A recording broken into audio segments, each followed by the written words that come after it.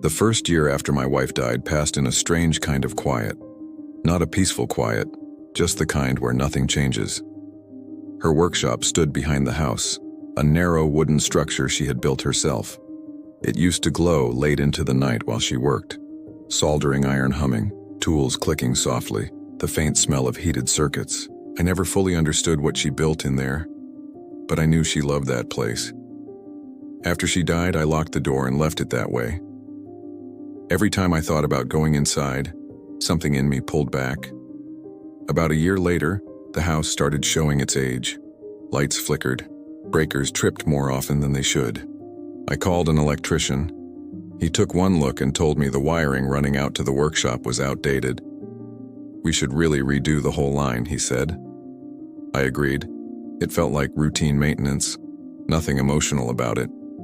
He showed up early one morning and went straight to the workshop.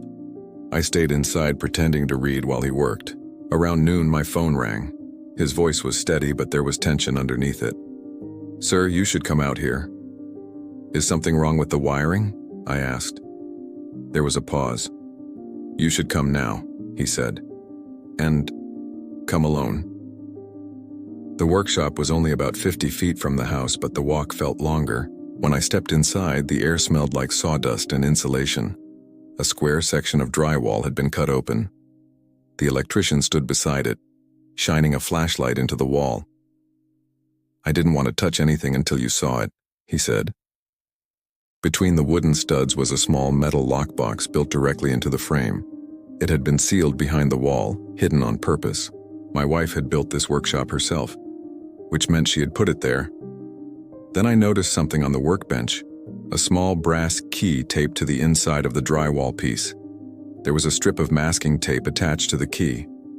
My name was written on it, in her handwriting. That's when I stopped breathing for a moment. Not because of the box, because she had meant for me to find this. The electrician stepped back, giving me space. I picked up the key and knelt beside the wall. The lock turned easily, the click louder than it should have been. Inside were notebooks, flash drives, and a bundle of envelopes.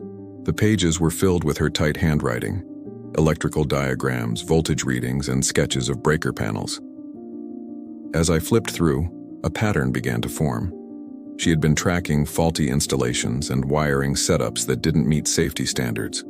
Each location had photos taped to the pages, and every single one listed the same contractor. I glanced at the breaker panel the electrician had been working on.